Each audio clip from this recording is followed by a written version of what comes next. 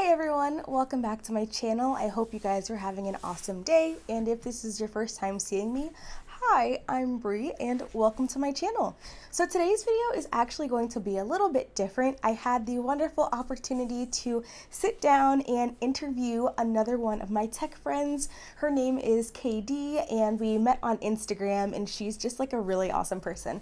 And in today's interview, we basically talk about all things revolving around tech. We talk about what her journey into tech looked like, what she does sort of as a DevOps engineer, and we also talked about navigating the tech universe while being Black woman and so much more. So without further ado, here's the interview.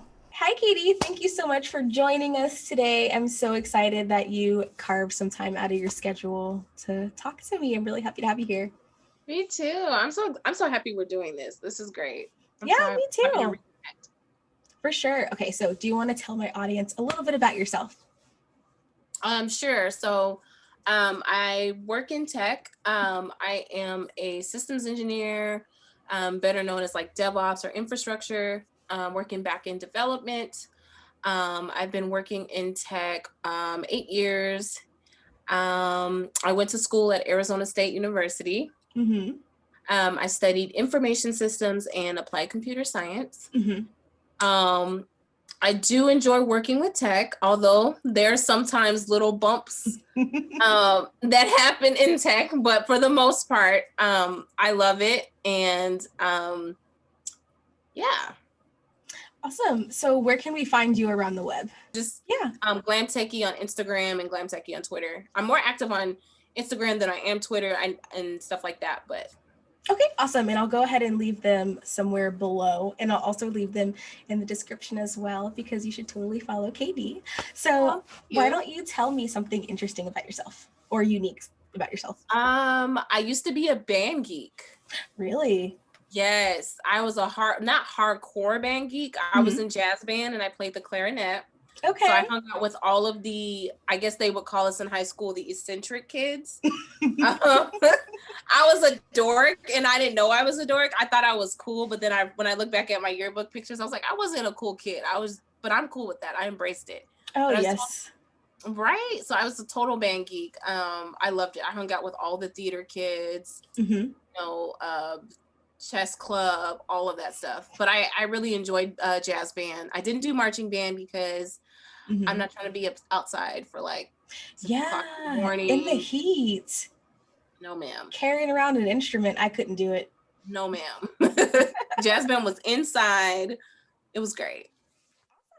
So let's start a little bit about talking about working in tech. And you said that you do some DevOps works, but can you explain sort of how you got to where you are right now? I know you went to school, but what did that path sort of look like for you? Yeah, I'm glad you asked that. So initially, this is crazy. So when I first, I knew in high school or when I was in high school that I wanted to work with computers, but it didn't start off that way.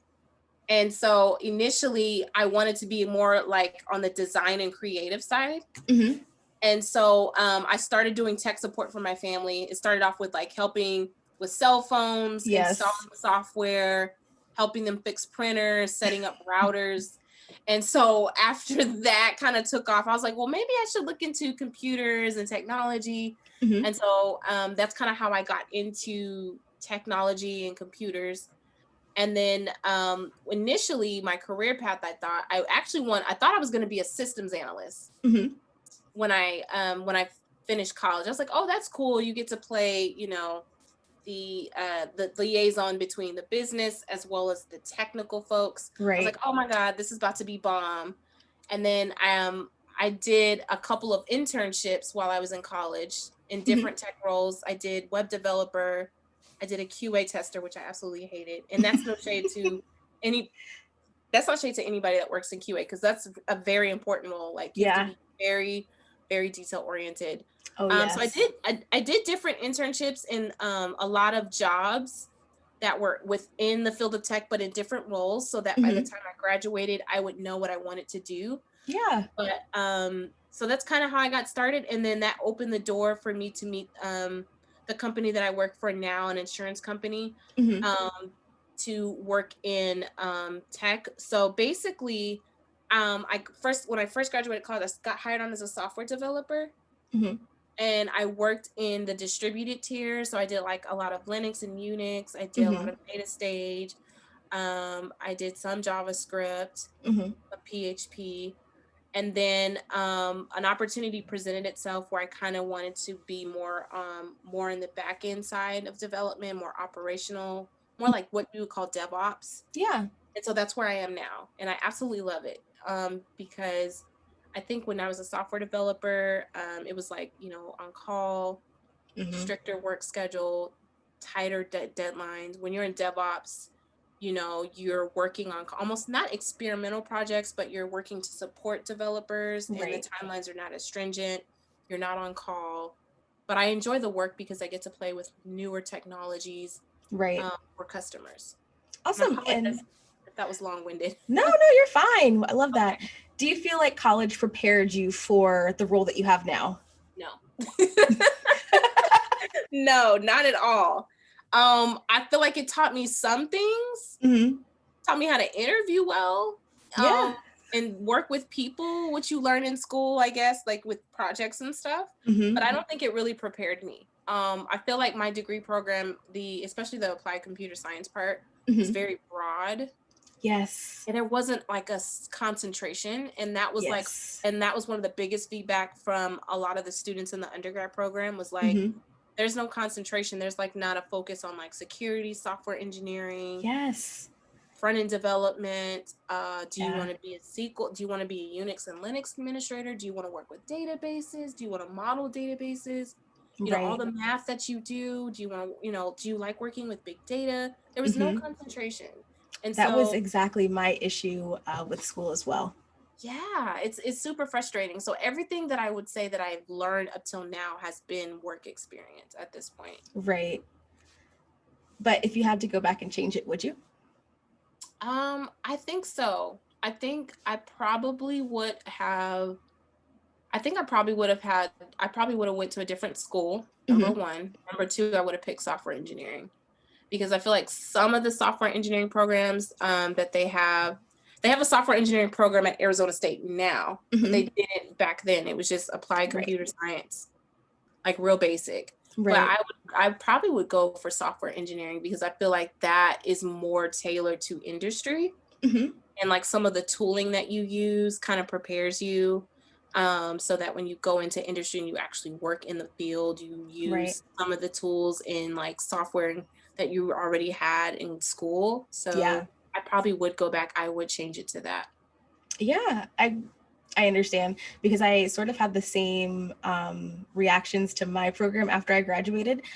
There Right? was no real concentration on a specific set, even though my major was software engineering. We learned so many different languages and how to use Right. them, but I can never remember a time or one specific class where we used multiple technologies to create something. We would do, Exactly. for instance, like a lot of Java in the console, but where am I going to use Java in the console in the workplace? I'm Exactly. not. Exactly. Because that Java could be a back-end program for a web application. There's a database tied to that. There's so many Yeah. different moving pieces. And I agree with that 100%. Yeah, there's so many different options. And I think that should definitely be a consideration for anybody who's thinking about going to school for tech or engineering specifically. I would definitely recommend taking a look at the curriculum and see, are you concentrating in something in particular? Are you going to leave school with a specific skill set and not just having dabbled in a lot of things? Right. Exactly. And I think it was kind of overwhelming. And you probably experienced this too, is like when you're an undergrad, you have this overwhelming feeling like you feel like you have to learn every language. Yeah. Or like when you're in one class, when I had my intro to Java or intro to object-oriented programming, I was like, oh my God, I've got, 5-6 months to master Java. And then Right. the next class, you might take C++. I'm like, oh my God, I got to master C++, but I don't really feel like I've mastered Java. And you've had this and then when you graduate, you feel like, oh my God, I have to master all of these programming languages Together to get the jobs in tech, because when you look at the job description, the job role, it's like Yes. C++, you gotta know all these databases, all of these, and it's overwhelming because you're like, oh God, I barely know how to, write a program in Java. Now I Yeah, gotta learn C++, I gotta learn, C#. exactly. It's, yeah. In reality, a lot of these job descriptions are descriptions that identify like a whole team of people, and they're expecting one person to have all of the skills, Exactly. which is no. It's not. And it's almost like dating, right? Because it's like you're not going to find one person, Yeah, one man, one woman, whatever your flavor is, all in one person. exactly. That's not true. And then the people that write those job descriptions aren't even people that are tech. Most of the Yeah, time, it's HR. So they're exactly. just taking whatever they see on the internet. So yeah, so it's like my biggest advice to people that ask me all the time is like how to get into programming, how to get into engineering and tech, is like pick one language Mm-hmm. and learn it well enough where you can do things with it, like come up with Yes. your own dev projects, build a calculator, build an app, build a game, Yeah. do something that gets you comfortable with it, learn the syntax, like learn it really well, Mm-hmm. and then just build on that. But you can't really learn anything when you're trying to learn Python, you're trying to learn Yes. JavaScript. It's just like, just pick one Yeah, and then and stick build with on it. top of it. Yeah. Yeah, Exactly. for sure. So it is evident that we are two amazing Black women, and I definitely think that being a Black woman in the tech industry is an experience of its own. Yes, it is. I know that we have similar experiences at times, but can you tell me about your experience being a Black woman in the tech industry? Yeah, I mean, I'm gonna give like the positive and the negative. Yeah, of I would course. say the positive is I get to open doors, or someone will see me and be like, wow, okay, there are people that look like me that work in tech or that Mm-hmm. work in this space. And so I love that when people see my face, it's like a billboard, like, oh my God, I had no idea. Right. So that's one of the things that I like about is being able to represent and to change people's perception of what tech should look like, or the Mm-hmm. people that work in the field should look like. Right. Um, I say the negative is like there's not enough of Black women in the tech Yeah. field, which is really disheartening, and the numbers are staggering. And it's crazy because you'll see all of these wonderful women of color on social media in tech, UI designers, programmers, analysts, engineers, a whole slew of people, but you don't see them in corporate, and it's just kind of scratching your head like, well, how the numbers don't match up. Why are we not seeing more women of color? And so that's one thing I don't like is that what hurts my heart is there's not enough of us Right. in the field of tech, and there definitely needs to be, because it's not because it's a lack of talent or a lack of Mm-hmm. skill set. I think that's what hurts our representation. So that really like hurts my heart. And then also like having to be the only African American on your team, on a dev team, and it's like you don't really have anybody to relate to, Yeah. and you don't have anybody to talk to. So that's like super, super hard. It's just like trying to find people to relate to that share your same skin tone. Sometimes you have to go to a different department to meet other people, or so it has its checks and its balances. Like there's a lot of pros. It's like we're breaking doors and barriers Mm-hmm. for the people that are coming behind us that are interested in tech. But I would say some of the cons is like it's not a lot of us, Yeah. and when there is, it's like it's a lot of battles you have to fight, Yeah. and it's almost like a double whammy. It's like, okay, I'm already Black, or I'm African American, and I'm female. There's Exactly. That's what I was already just about to barriers say. being a female, but then being a Black females, it's like I don't want to Yes. say it's a double whammy, but it is. Yeah. No, And for sure. yeah. I completely agree. And I think that is the lack of diversity is something that really is crippling this field. And I know that there are some arguments that are saying, oh, we'll never have diversity because people don't think about it the same way.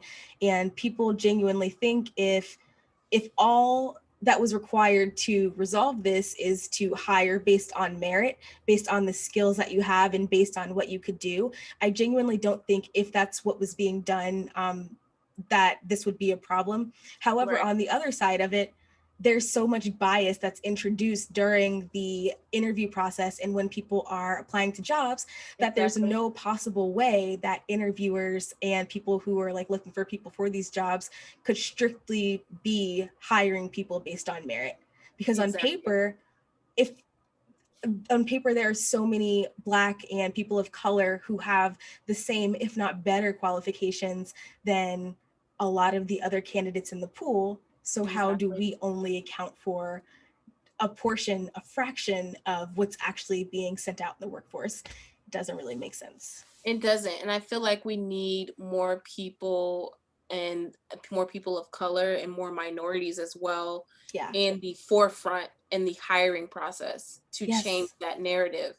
People that are fighting for women of color to say, you know what, no, we're not going to just like skip her, look over her resume or her application based off Mm-hmm. of her name, or she specified race as Black/African American. Right.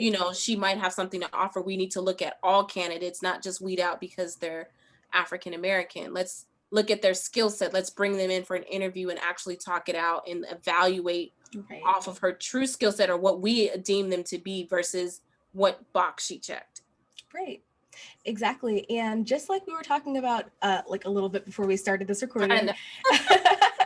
um, one of the things that really cripples people, especially people of color and women, is seeing what they look like before you get to talk to them.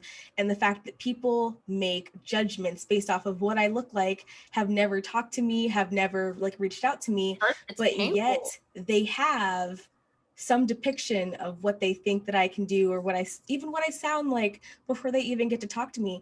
And in this era where we are high on LinkedIn, and that's like, one of the best places apparently to go find a job these days, technically you're introducing bias because if people are looking at your profile and they're looking Exactly. at you, whether it's conscious or unconscious, they Exactly. already have a bias towards you before they've even seen Mhm. your credentials.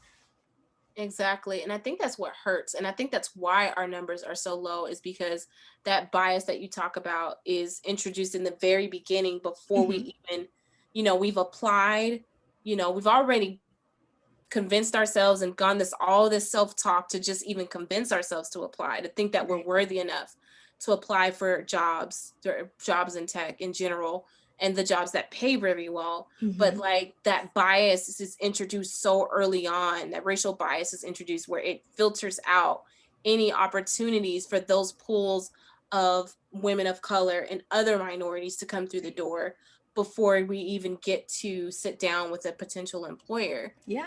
and talk about skill set and what value we bring and what we can bring to their organization. It's painful because it's still happening. And Yeah. even with everything that happened in 2020, the racial injustice, you would think that we would be past that, Mm-hmm. having had a former African American president. Like, wow, we have an African American president. Surely this would help other companies see that, it's not about skin color. It's really Right. about character and skill set. Mm-hmm. And I'm so glad that you brought that up, because I do think people get hung up on how someone looks Yeah. and this before they really take a chance to really get to know it. And it's painful because I have before the company I work for, I've gotten turned down for internships, Mm-hmm. and I know I had a decent GPA, and I know that I had really great coursework that I showcased Mm-hmm. at job fairs. And literally a classmate that didn't do as well, that I knew personally, that was in my classes as me, Right. had a different skin tone, but they would get offered internships. Yeah. And so I was like, okay, this is weird. Something's not lining up. So I would, so every time I went to interviews with these for potential internships, I would always give them feedback, ask for feedback. And they're like, Yeah. oh, you did fine. You did fine. Like the general, like, oh, okay, leave us alone. Right. But inside I knew why. Yeah. And I think that's what hurts more. If I don't know something or I'm not qualified, that's like one thing. That's I one thing, can't right? be too angry or like upset about it.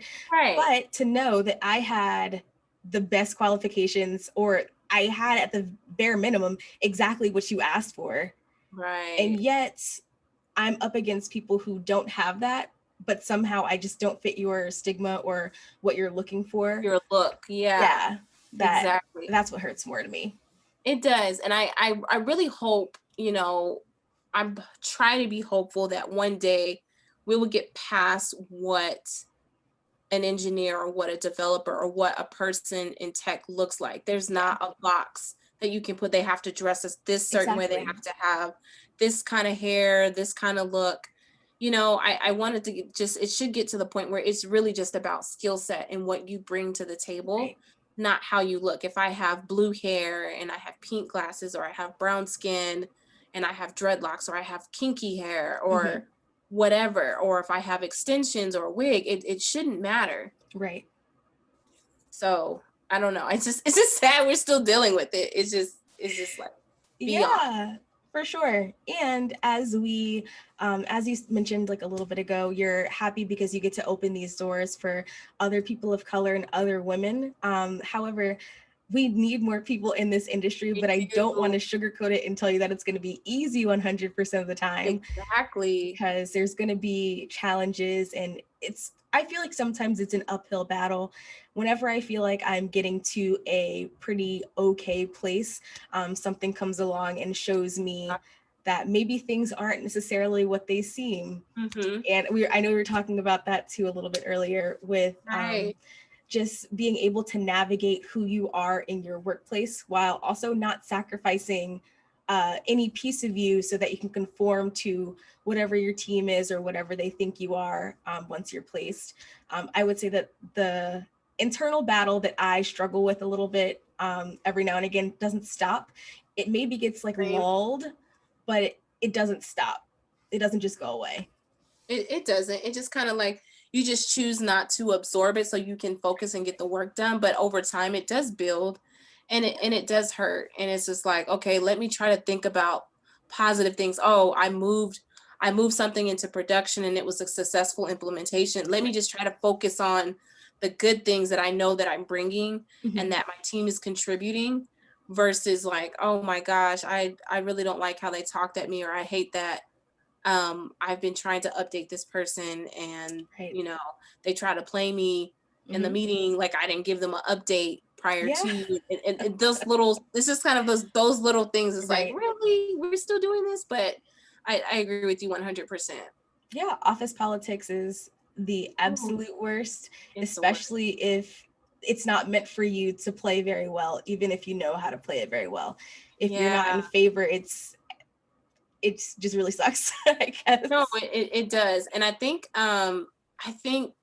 if we had these honest conversations with people that wanting to get into tech, Hmm. maybe at the high school and maybe at the collegiate level, to kind of Hmm. prepare them, is like, it's great to have the skill set and to really understand, the programming languages and Right. all of those sorts of things, and all the utilities and the tooling that come with the job, and learning to be well at it.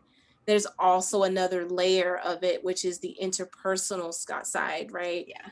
Dealing with people that you kind of almost have to teach or tell people, especially people of color, that they're not necessarily prepared for. Yeah. And I kind of went into tech kind of blind eye, where I really thought it's not about my skin. Yeah. They really hired me for me, and I really believe that, and I choose to believe that.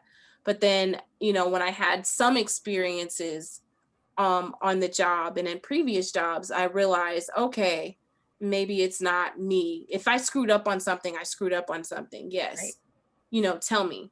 But I think we just need to have more authentic conversations with people that are younger than us, people that are interested, even if they don't take a traditional path, and just kind of let them know, to prepare them. Say, you do have to work twice as hard to prove yourself, and Right. always dot your I's and cross your T's, always be Hmm. polite.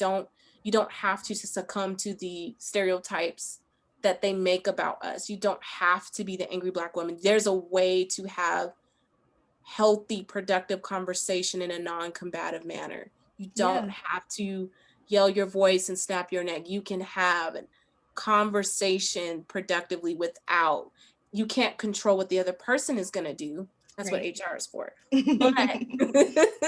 But I think if we had those real authentic conversations with people, to let them know there's another piece that you need to look out for, I think it would better prepare Yeah. people for those so that doesn't surprise them or they don't get Right. caught off guard by it.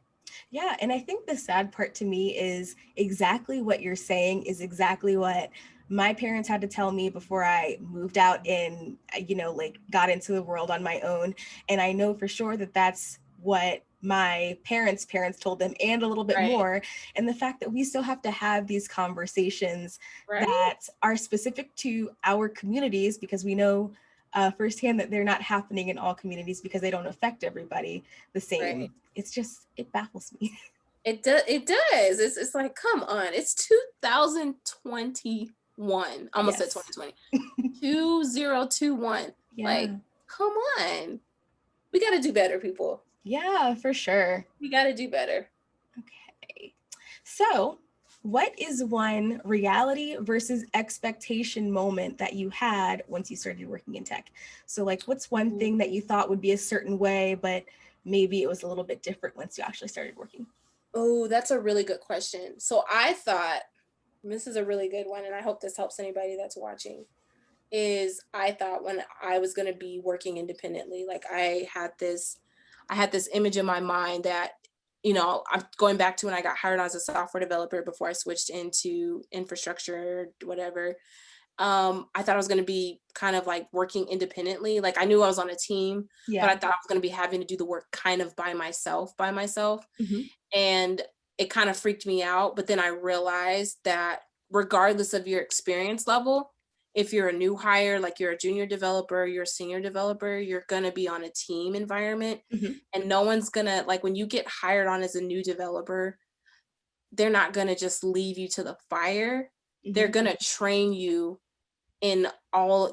you the way that they want you to train for their systems, for their applications. Mm-hmm. You're going to be working on a team, and then your team might focus on one aspect of an application, and then you might work with another team that specializes in the data modeling and the data piece.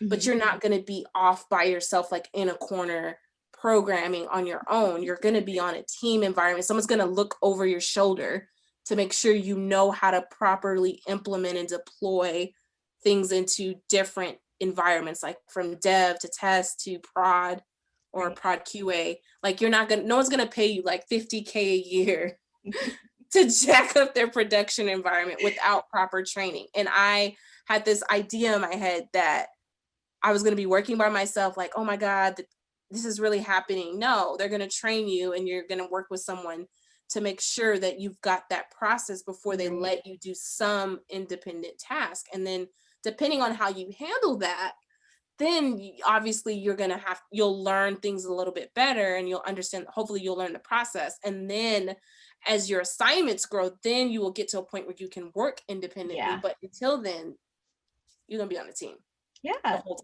time. So piggybacking off that answer, when you were first hired, did they give you like a dedicated mentor?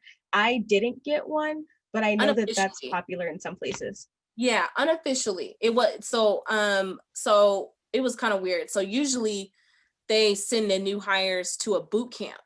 But Okay. my manager was different. I Oh. was on my team, working on my team. I know he was different. Child.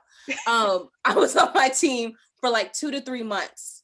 And they was like, it was like drinking from a fire hose. Like they were just Mm-hmm. so ready to get me like up and working. Like, so I was working on my team 2 to 3 months before I went to a boot camp. Mm-hmm. And then I got sent to a boot camp. But really how they were supposed to do it was as soon as I got on the team, meet the team, and then I was supposed to go to a boot camp for a month. Okay. But I didn't do that.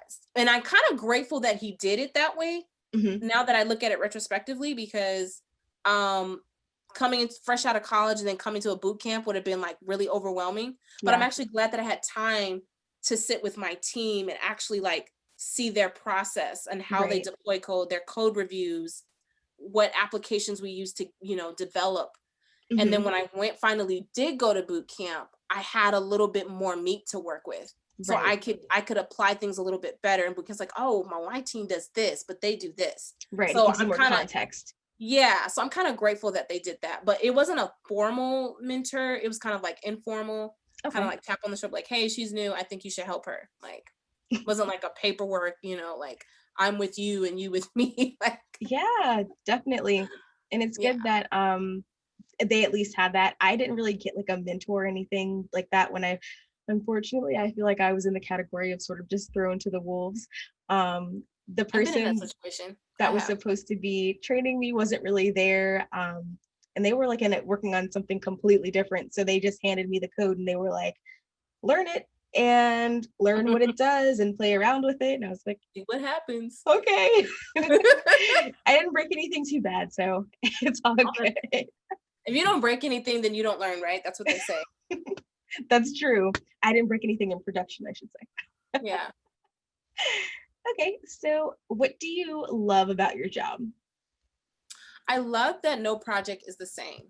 Hmm. So when I was a developer, obviously the business was our customer. Right.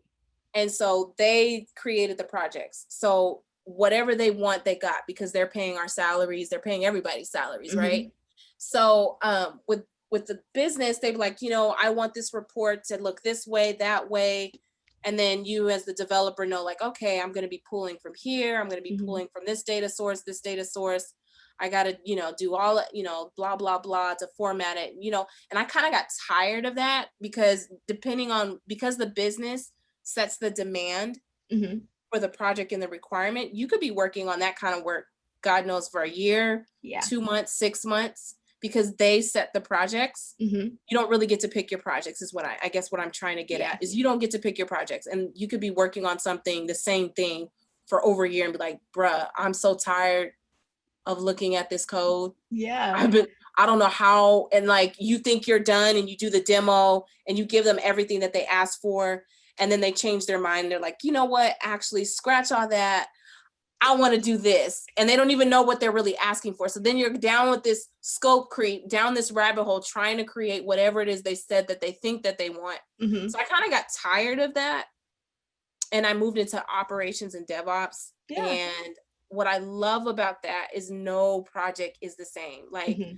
it's almost like depending on whatever project I'm learning or I have to pick up a new technology, either Hmm. to play with, to understand it really well, to be able to implement it, or I have to learn it in order for a project that we're trying to do for like an application team or something. So I like it because I get to play with things like Docker, I get to play with RESTful services, Hmm. um, I get to do Python. I'm learning Python right now. I didn't have any Python experience prior to this team, but learning how to automate things with Python. Um, I love that everything is different and that you Yeah. kind of like, I guess you kind of not really set your own projects, but you have your own projects, I guess. Right. And that's what I really, really love about it. And it helps me kind of stay on top of the technology curve and what's up Hmm. and coming because we do a Yes. lot of the new sexy tech. So I really, really Awesome. love that. Yeah, and I think what's really important is as you're talking about it, I can tell that you enjoy learning and You, that you enjoy learning these new things. I do. And for anybody who's thinking about coming into tech, if you notice, she said she's never used Python before, meaning once you get on the job, your learning isn't going to stop. You don't have to Never. know everything to get into a specific role. There's going to be things Exactly. that you have to learn as you go. And just like you said, staying Continuous. above the curve with keeping up to date with new technologies, which is something that's really important, of course, if you're going to be working in this field because things move so quickly. Exactly. And I want to piggyback off of that because you made a really, really valid point is like learning never stops. Hmm. And don't feel like you have to learn everything. I think Yeah. that's one of the biggest newbie mistakes is that you feel like you have to learn every framework, Oh, yes. every language, every database, and you don't. And you know what I'm saying? So I think a lot of people have this misconception that they have to learn everything. And that's Yeah. like you don't have to. Yeah, exactly. I in one of my past videos, I recommended taking a look at a developer roadmap for whatever field you're interested in looking at, and it can be Mhm. really, really intimidating to It look at a is. roadmap and see so many different technologies and be like, I have to cram all of this stuff in before I'm even ready to think about interviewing or think about applying to jobs. And you really don't have to know all that. I would say, in general, the rule that I go for is if I know 60 to 65-ish% of what's on the job application, I try it anyway. The I like worst thing that could happen is they say my no. application doesn't get picked up. Yeah, or they say no. No harm, no foul. I think that's a really good rule. I like that. I do. Yeah. Awesome. So is there anything that you would change about your job? Anything I would change about my job? Oh, that's a tough one. There is, but I'm trying to figure out like which one. I do wish there was more people of color. Because there's only like myself. There's only like four Black people in my department. It's only 2 Black women. I'm the youngest one. And then there's a older Black woman. She's very good. And then there is 3 Black males. So it's 5 total in a department of like 100 plus people. And it's only 5 Black people. Oh. So I would say the thing I would change is I would like to see more people of color in my department. Yeah. Because I think all of the people of color in my department are awesome, not because I know them, but they're very good at what they do, very technical. They're all rock stars in my head. Like they are very good at their jobs. So I would change that.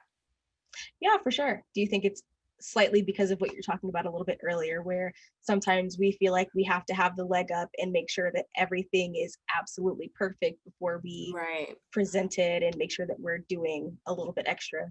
Right. I do. I hate to say that. I do think that's part of it. I do think that's part of it. Yes. Yeah. I can't even like I was trying to sugarcoat it and like, no guys. No, it is part of it. Yeah. I completely feel the same way sometimes too. Okay. Do you feel like working in tech has made a large impact in your life as a whole? It has. It's made me a better troubleshooter. Yes. Like I'd be so cocky, like you know, like with my TV or something, like I was trying to, like I bought a new I know we stream everything. This was like a few, you know, I bought a like wireless DVD player and I couldn't get the sounds to come out. I was like, wait, input? What you mean audio input? Not what? And so I feel like it's made me a better troubleshooter. And I was like, what? Or like, you know, I'm really into the whole smart home automation. And so I'm trying to like, you know, get all of my little, my house automated with like some of like lights and stuff. So I have most of the lights in my room and in my living room on the little smart home devices. But I feel like it's made me a better troubleshooter. So it's like, if it's something like setting up new hardware or installing software that has nothing to do with work. Or it does. It's because usually what people pay for at like the geek guys at Best Buy, we already have at least half of that for free. I got this. That's easy compared to work. I feel like it's made me a better troubleshooter for sure. Definitely. I think working in tech has made me slow down a little bit when something doesn't work properly or something like blows up how I don't want it to, like even outside of work. And I'm like, okay, wait, don't freak out. Like what happened? What are the steps that we took to get here? How are we going to go from here to solve it? Like what are we going to do? Because I'm usually a pretty like frantic person. So it's made me calm down a little bit and think about things a little bit more thoroughly. Right. For sure. I love that part though. Yeah, definitely. And I just like all the techie gadgets and me too. Getting the new things. Don't need them, but I literally have an Amazon wish list that's called tech. And it's just all the stuff that I would like. It's just dumb stuff. Like I just bought this this headphone thing. It's like made out of acrylic and it's shaped like I don't know, like a ribbon or whatever. And you set your headphones on and it's supposed to be heavy. And then there's this guy I follow on YouTube, Not Your Average Consumer. And I need to stop watching his videos because they're gonna make me broke. But I added this stand. It's like a stand or whatever, like a tripod, and it looks like it's like the size of a pen. And so I love gadgets. Like I literally have a tech wish list on my Amazon dedicated to stuff that I see on Amazon or someone recommends it. And I'm like, Yeah. I have to have it. How could you not? How could you, right? Nintendo Switch, what? When she comes back in stock, what? Yeah. Oh my goodness. I can remember the PlayStation 5. We ended up getting one, but that whole process, Oh my God, absolutely crazy. I know, it's a mess. I haven't gotten one. I'm still rocking my PS2. Mm-hmm.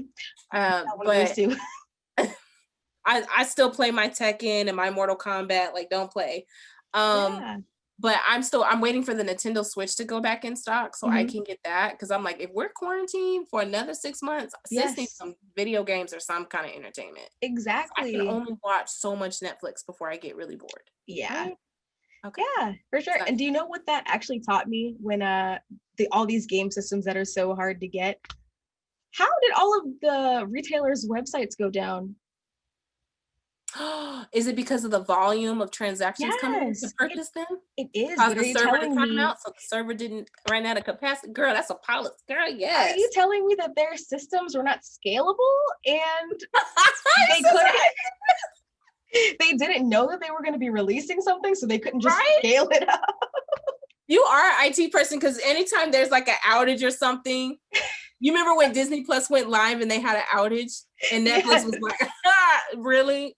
You thought you could do me? You thought you could do this? And I was like, ooh, and I love stuff like that. Yes, my husband has the PS5 in his cart, and I'm sitting in the inspector like, what's going on?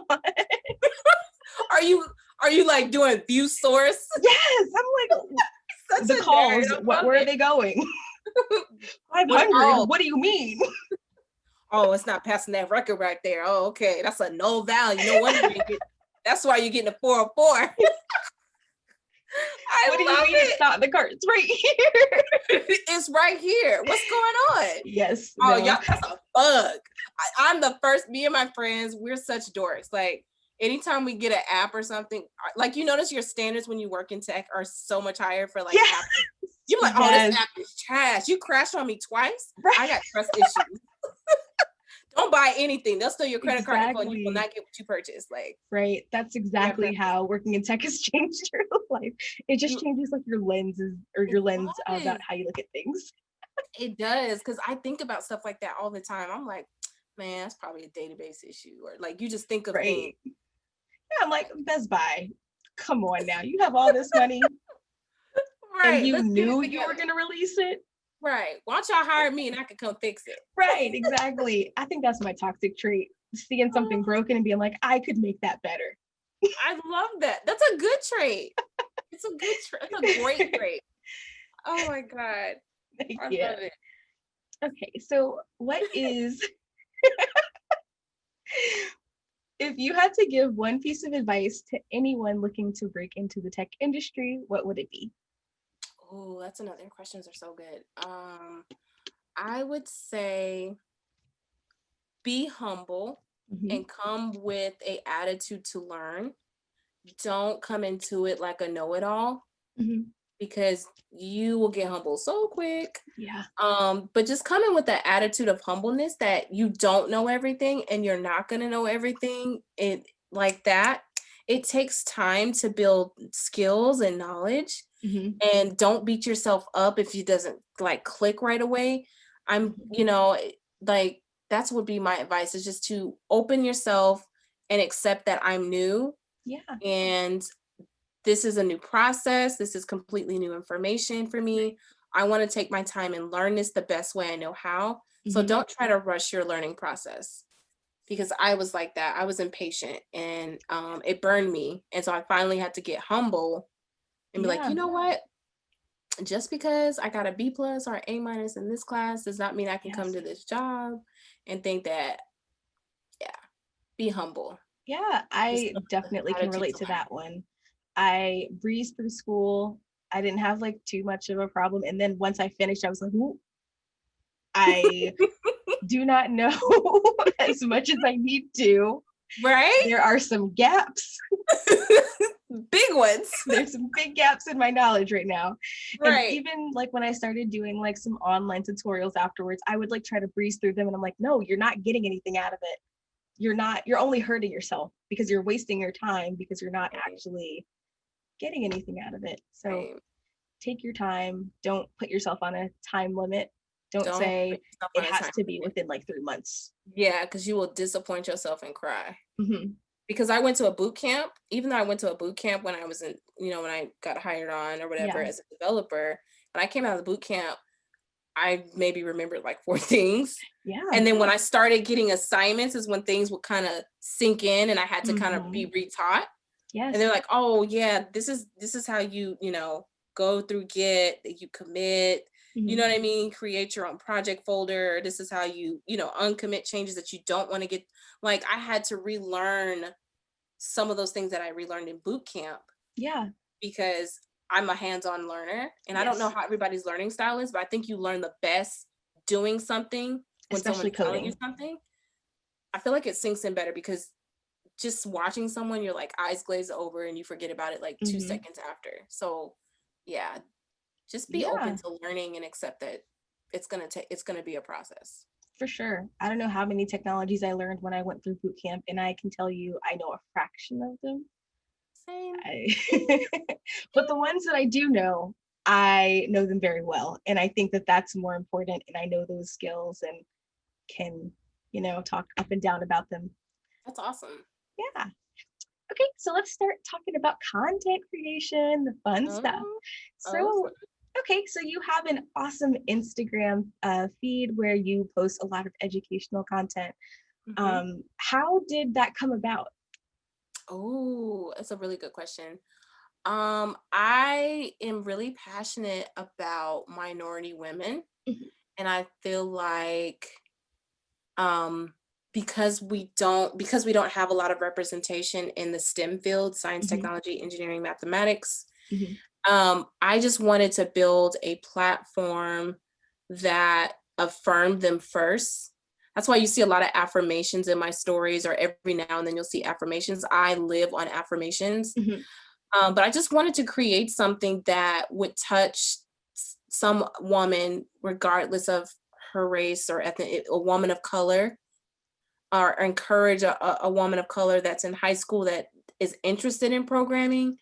So it came from a passion of wanting to help women, minority women, and teach them and kind of give them kind of like a little, not roadmap, but like tips and tricks. And here's some things to kind of learn about what you should learn about the interview process, or don't get discouraged about, not being able to find a job. This is probably why. I'm just passionate about helping and educating minority women about GlamTechy. And the reason the name came to be is that the reason behind the name GlamTechy is that I don't feel like women in tech, or women of color, regardless if you're a brown girl, Black girl, Latina, Indian, Nigerian, Kenyan, all shades are beautiful. But one of the things is that with the glam is that we don't have to look like what the world or the standard of what you think tech or STEM should look like. Yes. That's why I have glam, because I'm like, I'm going to celebrate my femininity. I don't even know if I'm saying that right. Femininity. I can't even talk. I know what you meant. But there's days where I love to get I hate that we're in a pandemic, because I used to get gel polishes like once a month, like on my pedicures. I was all up in that. I used to get lashes. Like, that's why the glam is like, you should be able to still be a woman. Why can't you be a woman and be tech? You don't have to be this dry, like, sneaker and plaid shirts. You don't have to be like the man, or whatever standards they expect us to be. That's why I'm saying it's glam. It's like feminine, edgy, unapologetic, bold. That's really what I have. And then there's a techie's like the intellectual part, the aggressive part, not afraid to speak up, and so sorts of things. And so I thought, what better way to tie them together as GlamTechy, to be like that bold, that fierce woman, for the binary and the non-binary, for the LGBTQT. I hope I got all of the letters right. Inclusive as well. But that was the idea behind why I created it. Awesome. I think that's so awesome. And We Thank you. definitely are an underrepresented asset, definitely in the industry. Oh, And thank you. we definitely need this little space, regardless of how big or how small it is, to Exactly. feel like we can express ourselves and communicate with other people who Exactly. understand and know exactly what we're going through. Exactly. Exactly. So, okay, do you have any content goals or any upcoming content that you'd like to share? I'm still, and we've talked about this before. Mm-hmm. I'm still in the, I would like to create a YouTube page, a GlamTechy Mm-hmm. YouTube page. Not like vlog style, but more like sit down videos, like super Yeah. cash. But I'm so terrified of the YouTube. So I have to really like think about that one. I really do would love, I would love to create a YouTube. I'm just scared. I am working on a website. Mm-hmm.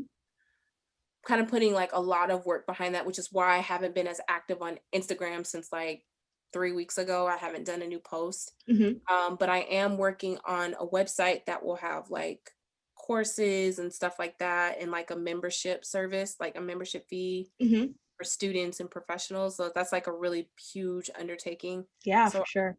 I am doing a website, and Mm-hmm. then I would love, love, love to have a conference, a GlamTechy conference. Ooh, that And would I be would like to awesome. have, yes, and I would love to have a hand selected panel Mm-hmm. of women of color in different roles in STEM. So like you or Maya, or a Latina, an Indian girl, a Hispanic girl, Latina, Mm-hmm. Asian, the whole gamut. Like I want different representation Mm-hmm. in the different tech roles, like a coder, a non-coder, a project manager, an analyst, a data science person, or Yeah. a UI designer. So so my long-term goal would be to have like a conference. Yeah, I think that would be That would be so awesome. dope, right? Yeah, to get everybody, regardless of who you are, in tech all in Right? one room, and or maybe Right? not all of them online. Hopefully it Yeah. can be in one room because I would love to go to conferences. I Yeah. missed out on those before the pandemic started. I know I would, I guess I think virtual, but I don't know. I have to figure out the logistics. I would, because in person would be tough, but Yeah. it can totally be done. It just have to be planned really, really well. Yeah. But maybe virtual, I don't know yet. But that would be like maybe later in the year, or like like quarter 1 2022 or something. Yeah, of course.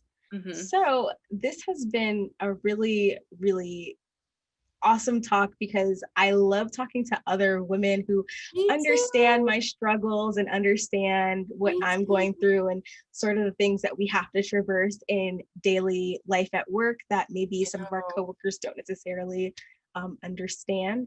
And exactly. specifically because we are the only Black women on our teams. So it's Shout not out. like we can turn to somebody else at work and be like, oh, like, you Hey know what I'm girl. talking about. Right. We Hey have to, Shantae, what did you think? Like, no, right. no one there. Sorry. Exactly. So we just have to connect this way. But I don't want that to discourage any woman of color who is thinking about coming into Exactly. this industry because it is an awesome industry for a variety of reasons. It is But we're also going to keep it real and let you know that there are going to be moments some where hurdles. it doesn't seem like it's, amazing. But before I let you go, I have two more questions. Sure. So, what is next for you career wise with content? I know you said you were thinking about doing Hmm. YouTube, you have a website come in, but what's next for you? Um, Career wise, I'm sorry, it's my little dog. He's like extra needy. He's so disrespectful. I love him dearly. Um, Career wise, I would like to maybe expand my technical skill set. So Mhm. maybe like going to another team, like still in the operations, Right. but maybe like hardware focus, like actually working on processors and um those sorts of things. So maybe like maybe a different team, maybe in the future. Hmm. Um, Definitely trying to take my content creation to the next level, Hmm. with Instagram and engagement. Right. And I definitely would like to get more people that are in the tech communities, particularly more women of color and other minority women, Hmm. and having more conversations on like IG Live and stuff like that. Yeah. I would like to do a podcast. That's something I would like to launch this year. Hmm. So those sorts of things. And yeah, There's a lot. It's a lot. Yeah. So I definitely would love to do a podcast, and I would definitely like to do more collabs like this. Yeah, Definitely more definitely. with you. I think you're so freaking awesome. And I mean that. And then other minority women as well that work in tech. Like I would love to have more conversations like this. Yeah, for sure. So you all should go ahead and follow KD on Twitter and Instagram at GlamTechy to make sure that you're keeping up with all of the amazing content that's going to be coming your way this year. And is there anything that you want to leave with us about GlamTechy? All I want to say with GlamTechy is I'm a product of people telling me that I couldn't my Mm-hmm. entire life, told me that I could never be an engineer, I could never be a software developer Mm-hmm. because I wasn't fabulous at or super great at math. And all I want to say is that if you have a dream, go after it like your life depends on it, and don't let people talk you out of they think your dream should look like and what it should be. Keep fighting for it because it's like the most rewarding experience that you'll ever feel. So go after it. Awesome. Thank you so much. And I cannot thank you enough for being the first guest on my YouTube channel. Yeah. And I hope that your YouTube channel is going to be coming soon. Oh, I have to think about it, man. I really do. I would love to create a YouTube, but I'm so nervous. I should just do it. I just You need to do should it. do it. The first video is not going to be the best, and then you can only get better from there. I have to think about that. I might actually do it because you told me. So I Yes, for appreciate sure. that. Okay. Thanks for coming. Bye.